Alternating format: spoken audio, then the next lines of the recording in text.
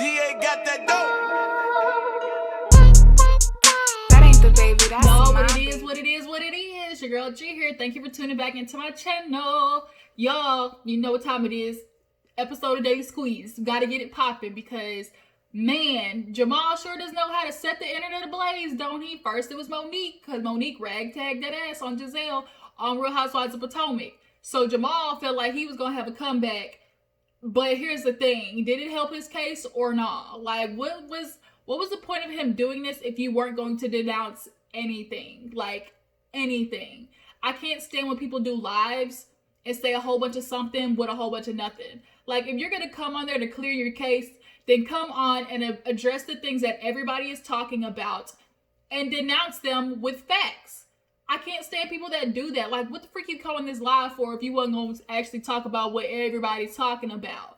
I can't stand when dudes do that. I mean, people, but especially men. Especially when they get caught up cheating. They love to play this semantics game. So we're going to talk about Jamal and his whole, binder versus binder mess. And then, real quick, hold on, before we get into Jamal, let's do a quick little tidbit, little section for Miss Black Chyna. She only going to get a little bit of time because that's how much she deserves.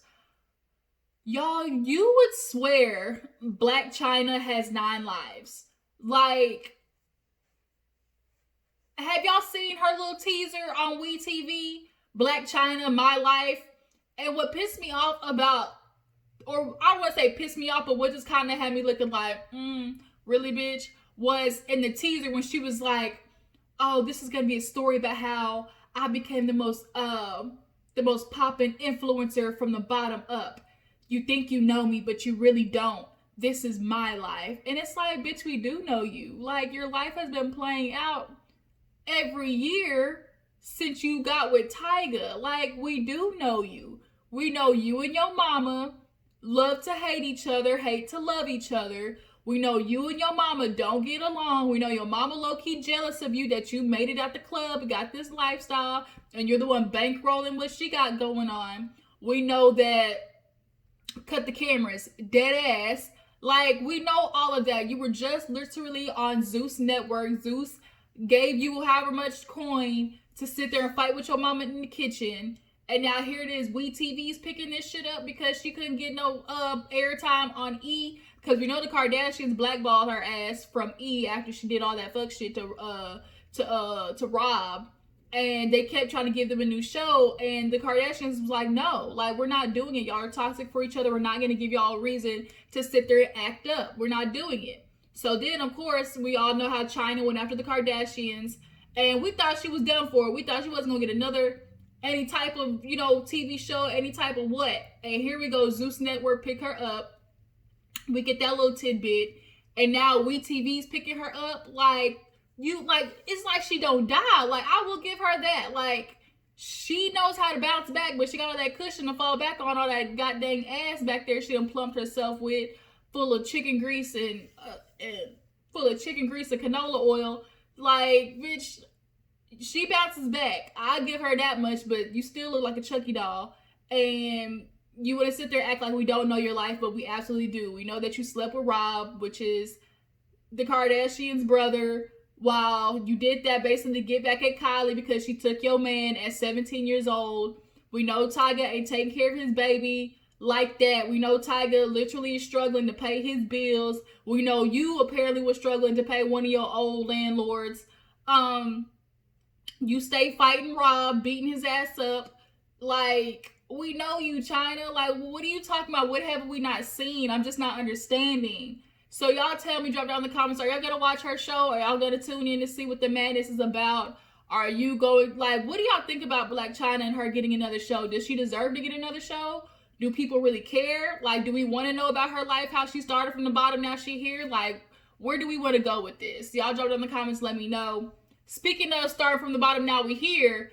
Did anybody catch that Beyond the Pole last night? Like, I just kind of ended up watching because there was nothing on. It was Thursday. Besides the Braxtons, wasn't nothing really on. That came on after it. So, I started watching it, and they had Gigi McGuire on there. That's from Angela Yee's show, like the lip service. And she was on there with her little freaking frat mate, Virgo.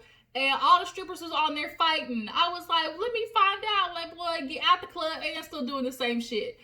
Sliding down the pole and slapping bitches. So we see all the girls from the Beyond the Pole series, or at least most of them.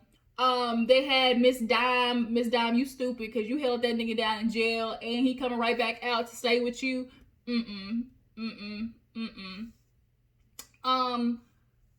Who else did they have on there? Yeah, they had Gigi McGuire, and they all did like this little stripper-thon, like a whole bunch of stuff. So, I don't know how I feel about them doing Beyond the Pole again. I mean, the first season was, you know, it was a little yang, but y'all drop down in the comments, let me know. Did y'all watch that Beyond the Pole, you know, the little special that they did, and tell me what you feel about everybody being on there and the girls. How y'all feel about that one white lady? She kind of was killing me.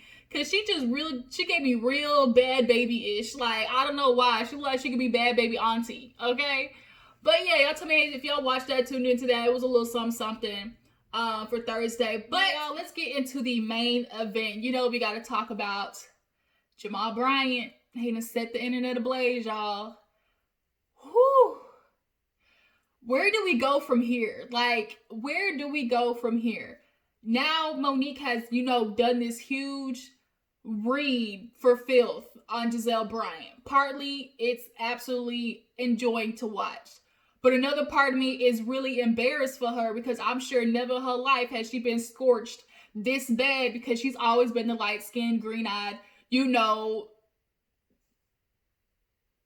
bitch that everybody wants to be with. Like, she's always been that bitch. She's been the head soror, the AKA, you know, the girl that doesn't really have to do anything. The one that hazes everybody. That's always been Gizelle's life. And now she's met her match with Monique. Because Monique, boy, when she said checkmate, bitch, she said checkmate for sure. Like, not only did she say checkmate, but she said, fuck this whole board, flip it over, and all the pieces disappear. Like, I was, what, like, ooh, Gizelle, like, girl, push all your wig back. Like, all your wig back. But now Jamal calls himself trying to have something to say with his upside down binder as well. So he gets on, does his live, and immediately starts with he's not coming to reality TV. Back to reality TV. So that then poses question number one, Gizelle, girl, bitch, what you about to do? What you about to do? Cause you gonna be struggling. It's gonna be trouble. Cause girl, you can't pay nobody else. You're gonna pull a Kenya, try to pay for a Walter. Like, you are about to be SOL, because you can no longer do these antics of stirring the pot, lighting the match, walking away when the shit blows up. Like, bitch, we tired of that, okay? Secondly, now, is this gonna be the moment where you really decide, okay, this is the type of approach I'm gonna take, not try to do the relationship thing? I mean, Gizelle could go with the single mama trying to raise 3 kids, figure it out, you know, storyline.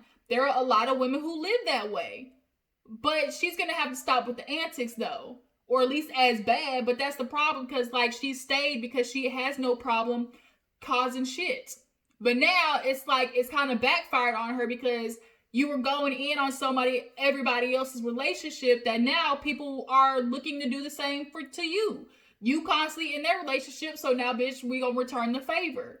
And if it's a fake relationship, we're not gonna say if. Shit was a fake relationship, as we have clearly seen. Now, we're at the situation we're at now. Like, this is the situation we're in because of you and the tomfoolery that you have always done. So, what is Gizelle gonna do next, you guys? What do y'all see next for her as far as it comes storyline? Does this mean this is it for her in Real Housewives of Potomac? Or do you feel like they'll switch it up for her? I think this would be the perfect time, Gizelle, for you to sit there and come clean about every Hue Beauty, how that shit failed, and how that you need to start with a different business venture. I think, you know, people seeing, you know, not everybody makes a success on their first business venture. And it's going to show you, okay, it might not have worked this time, but let me regroup and, you know, try something else. Like, those are things people want to see, but the problem is you don't want to admit to every Hue Beauty failing because you did all that clowning on Karen shit. That's why you don't want to admit COVID, that fake COVID story shutting down your manufacturing. Girl, baloney. So maybe we want to take that approach, you know. I'd be interested to hear about it. But yeah, so besides that fact, trying to figure out what Gizelle is gonna do, Jamal then talks about this woman. He's like, oh, you know, this woman sent all this information out to 27 bloggers. 25 of them said no, but of course Monique said yes. And you know, this young lady, y'all want to bring up the text message, and let's read all the text messages. And he's like, you want to read the ones where she told me, asked to come over. I said no, but you're not going to read that, are you? Oh, you're not going to read the ones where she tried to meet up at our church for some type of function, but I said no, but you're not going to read that either. Jamal, the problem ain't the ones that are the ones that you said no, Negro. The problems are the ones where we looking at the ones where you said yes. We don't care about the ones that you said no, because that's what you're supposed to be doing. The problem is, we need to focus on these 1, 2, 3 motherfucking text messages where you say, yes, please come meet me. Here's my schedule. I'm ready for you to hop on the flight so you can come to my hotel, hop in the dick and do a full split. That's the message that we need to pay attention to, not everything else, okay? And this woman is now sitting here. The way she said it, too, was not that of, oh, I'm trying to hop in something, even though I know you got something going on. She said in her text message, like, I'm not going to come if you're trying to fix your family. And your reply was, that's just reality TV. So did somebody else text that from your phone? Did, you know, here we go with this goddamn chair, y'all. Y'all help me get another chair. I'm always recording on this one comparative chair that I use, and I'll be slowly sinking down in it. CASHAPP a bitch. Okay, so I can go to the store and give me a cheap chair so I can record. Y'all hold on. All right, I'm back. So, like I was saying, did somebody else grab your phone and text that girl, oh, this is just reality TV? Was it Casper the Friendly Ghost? Was it the Lord's? Like, in the name of Jesus, is he the one that texted the woman? And here's my thing. If that woman sent those, you know, you're claiming that she sent them all out to the bloggers, which a lot of YouTubers have said, like, they got it. You know, Terrence from Giving You the Real Tea, he's had those messages for a long time. You know, a lot of people have had the messages. So here's my thing. If YouTubers and bloggers are getting it, did the other ladies on the cast get it? And I would be sure damn to, you know, think that, yes, they did. And if they did, one, how did y'all feel? And two, who was the one who told Gizelle, bitch, you might need to figure this out? Because Robin, if you her friend, you Gizelle friend, you would have tried to prepare her for this reunion. But the fact that Gizelle is stuck on stupid, looking like Boo Boo the Fool, and like somebody said Giselle's face was set back to factory settings when Monique opened the binder. Not the factory settings. I can't. So, factory settings, wrinkly neck and all. So, who told Gizelle? Who was the real friend that was like, look, bitch, this is what's going on. Is it true or not? Because Karen was the one who brought it up. So you can't tell me these other hoes did not know about what was going on with Jamal and these other females. You can't tell me that they didn't. But the thing is, like Monique said, I wasn't going to use it, but shit, you want to keep calling my husband big boy, then we're going to talk about how you rolling around with Pastor Holy Whore. Whores, okay? Not whore, whores, okay? He a whore. Out here running the streets, a pastor with 6, 7 baby mamas. What in the iota is that? Okay, I'm sorry. Pastors are human. You're allowed to fuck up, because at the end of the day, you are not God. You know, yes, you have reproached yourself to this leadership title as a pastor and, you know, speaking God's word. But that still does not change the fact that you are still flesh. So you are obviously put in situations as other humans are, tempting of the flesh, you know, lust, greed, all those things, the 7 deadly sins, you still are, you know, you are still vulnerable to. So if a pastor cheats, you get one time with me, one time as a pastor. But from then on out, fuck it. No, I'm sorry. I can't go to your church. And Jamal, this has been a pattern for you.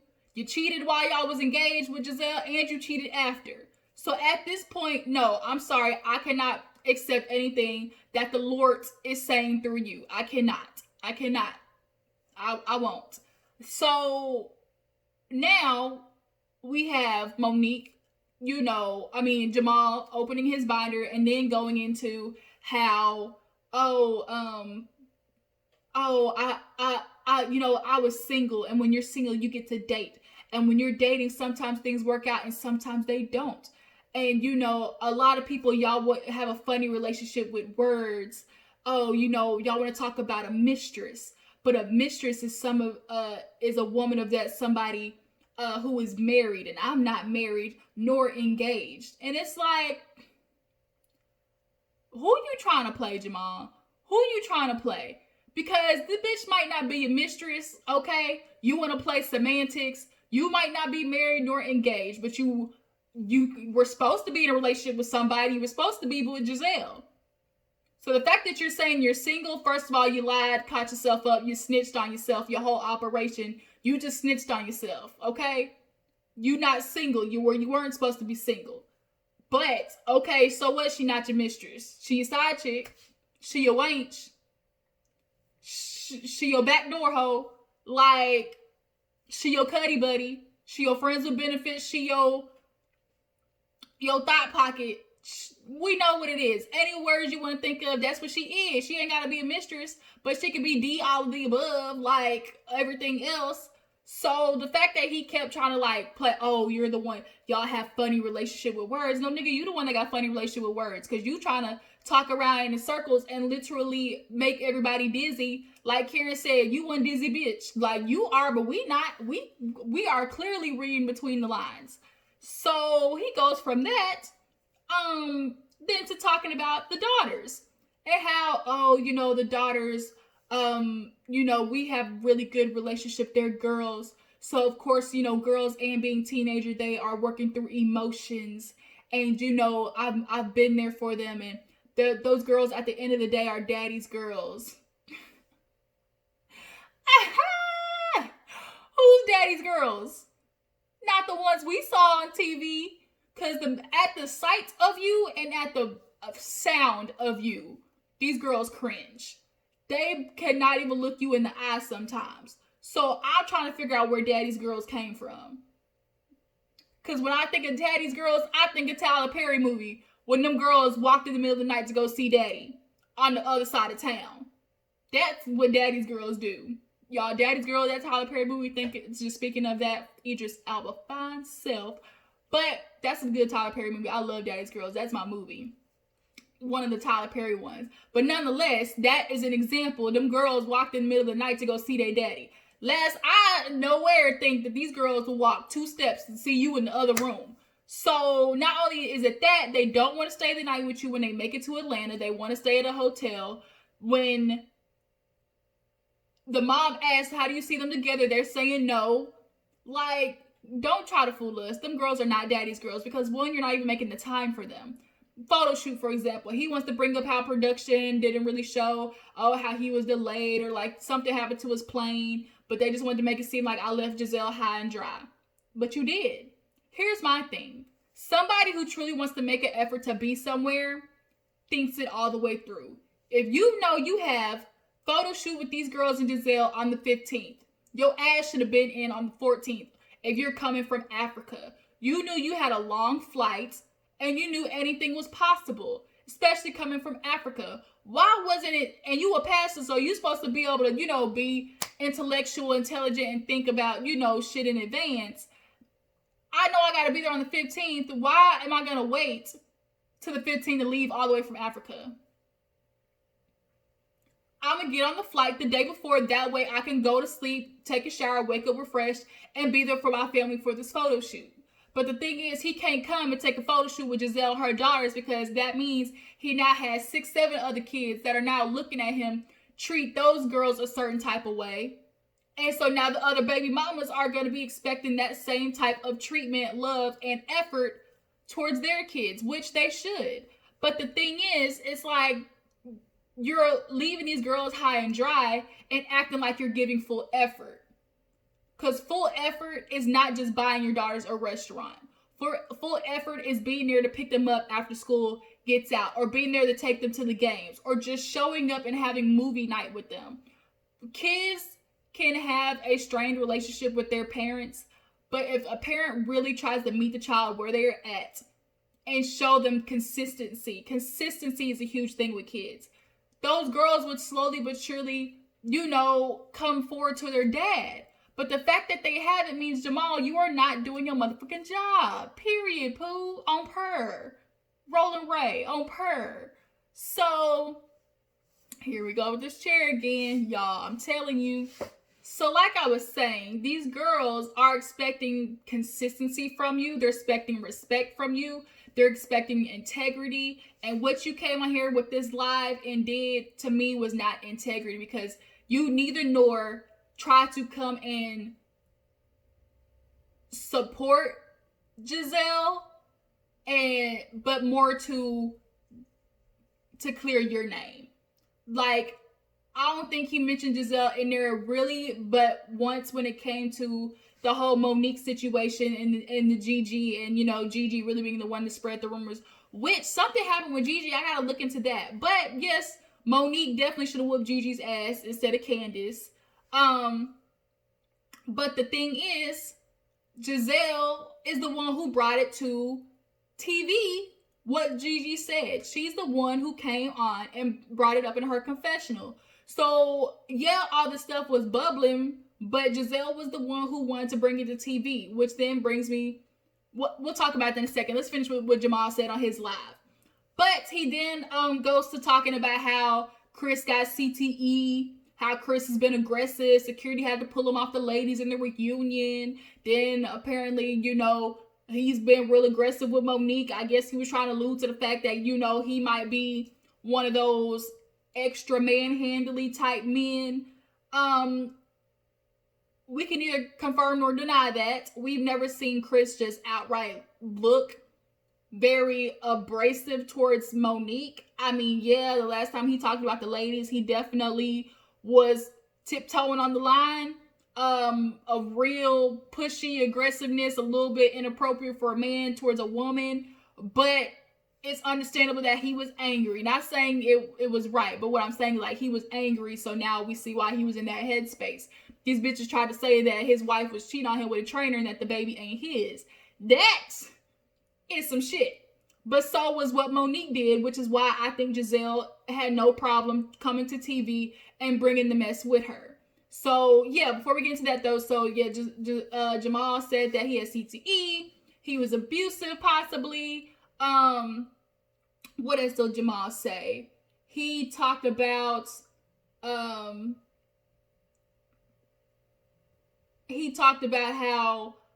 he was not helping Monique with something. Like, Monique, he's like, I've never seen Monique, but she tried to come and like talk to me or do something, and I denied her. That's why she's so upset. And the way that they came for me, a man who goes out there and serves the people, I'm gonna be right there giving people COVID-19 patients turkeys. We know, what is all that? What is you serving turkeys to the homeless got to do with the fact that you was still cheating ass mofo? Holy whore. What does that got to do with it? You can definitely be a man who cheats on his wife and his family every day of the goddamn week and still be a man that goes out there and takes care of the homeless. Like, they can exist at the same time. But Jamal, what you're not going to do is play us, because this whole goddamn live, you said a whole bunch of nothing. Nor did you sit there and try to, like, I didn't feel like there was enough defending Gizelle in there. He was defending himself. I mean, yeah, obviously the allegations being about himself, but all of these are in consequence of Gizelle being in a relationship with you. So why was there not any more talking about how, oh, Gizelle's this type of woman, or, she's, the mother of my kids that I want to be with, and that, I can't believe that I put her through this embarrassment, and that, my actions, whether it be true or not, put my family in this type of situation. I just kind of feel like there wasn't enough Gizelle talk, because when you're really in a relationship with somebody, you love them like that, you're talking about how you can try to make things better and how you apologize, like those things. Y'all know what I'm trying to say. And it just seemed like all Jamal wanted to do was be petty, be messy, which he had every right to. I mean, I'm not mad at it. It's definitely entertaining. But you pull this binder out talking about text messages and didn't talk about the text message that need to be discussed, which is why you told that woman this is reality TV. Why did you not address that? And the fact that you did not talk about those text messages lends itself to everybody believing what we already believe, that the shit is true. Like, I can't stand when people, it be facts, be shit sitting on the paper, but y'all want to look around the edges of the paper. Nah, bitch, look at the middle. What does that say? That's what we need to discuss. He pulled that Martell Holt shit. The one to talk about everything else except what everybody's discussing and what answers for. So then we need to get into now this debate of how this all started and where this is gonna go, because it is getting messy with him bringing up Chris. First of all, how you got Chris's medical records talking about he got CTE? How does that happen? How do you know that this man got CTE? Who you pay off at the hospital? And if that's true, somebody gave you his medical records, then either you need to be going to jail or the doctor that gave it to you need to be going to jail. Because ain't there like HIPAA laws or something like that? So I think he just kind of threw that out there because he was a football player. He was thinking of anything that could, make him look bad, I think. But what we need to talk about is the start of this all. Because after watching Rodney's channel, I kind of peeked in and, saw what, other YouTubers were saying about Jamal. And everybody's pretty much saying the same thing, which is he has the right to reply back. He absolutely does. Like, with a hit like this, you definitely should, there should be no consequence of you trying to defend yourself.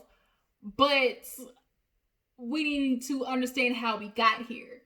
And the truth is, Gizelle definitely took a shot back at Monique because of how she fucked up her relationship with Sherman. I think Sherman was going to be the man for Gizelle. Tall, dark, handsome. The girls loved him.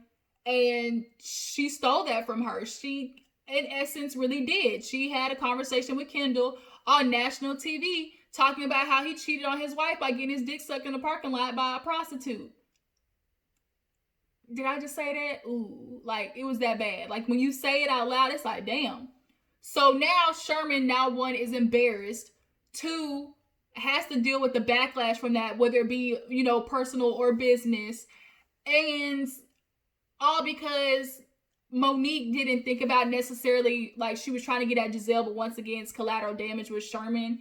And collateral damage was then as well Gizelle's daughters, because now here it is, they lost a male figure that they could truly respect and, see as a somewhat father figure. And I think that's probably what is bothering Gizelle the most, because now she's, of course, when you're a parent, you're looking for a mate that gets along with your kids. And the daughters loved Sherman. They really did. So Gizelle feels robbed. So for her, it's no problem to sit there and do the shit that she's doing right now to Monique. But the problem is, bitch, like, this was like, what's that game you play as a kid? Battleship? Man, they just taking shots. And Monique took the first one, hit. Gizelle took the second one. She missed. And then Monique took the last one. Boom, sank her battleship. Okay? So, where do we go from here? Hold on. Y'all, I swear to gosh. This freaking chair. So, like I said, here's the question. Where do we go from here? The ladies, at this point, all of them are looking at Monique as if she's the plague. Karen and Ashley are kind of really going to be the only ones who fuck with Monique. But the thing is, what does this mean for Gizelle? Poor little Robin, she about to lose her little scissor buddy. And here's a question I want to ask too. How many of y'all secretly think Robin enjoyed the fact that Gizelle got her ass chewed out? Because I know Robin has been wanting to say some shit to Gizelle, but first of all, she too chicken shit too. And secondly, she does not know how to be confrontational with Gizelle because she's always been her little lackey. So how many of y'all secretly think that Robin was excited that Gizelle got her ass chewed out?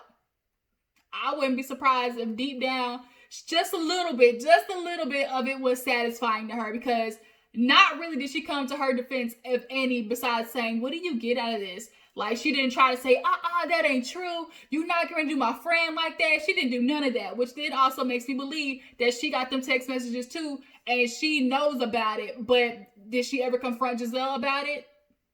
Be like, hey bitch, look, you're my friend, this is what's going on around you. Did she ever do that, or did she keep her mouth shut? That's another thing too as well. With Jamal now doing this, did it help his case? Did this, be like, you know what, man, Jamal, he proved that he ain't do it, y'all lying on that man? Or did it just be like, nigga, what the fuck? What was that? Because that's how I feel. Like, really, nigga? Like, you trying to talk about, oh, I ain't got a mistress because I'm single, I ain't engaged and married. Or, oh, if you're going to read the text message, read all of them. Or then you want to bring it to, what he say? Oh, those girls are daddy's girls. I'm just dealing with teenagers and emotions. Like, all of it was a whole lot of fucking nothing.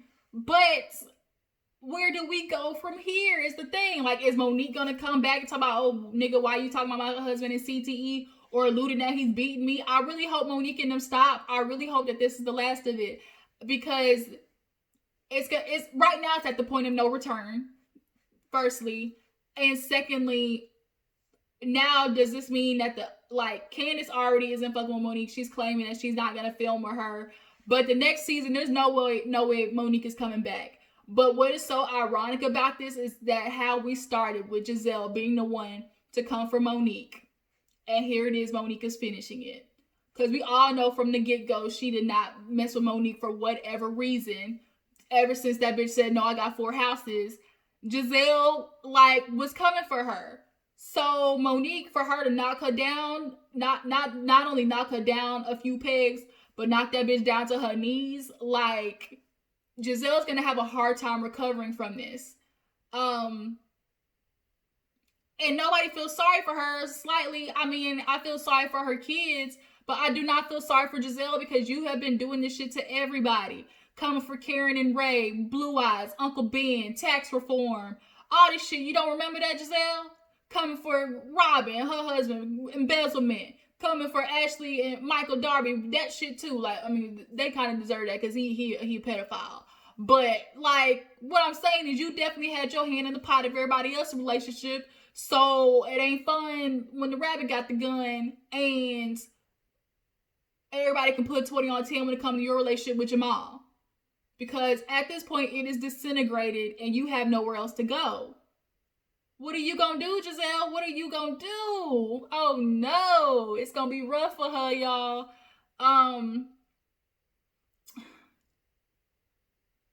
I just don't even know what to say anymore.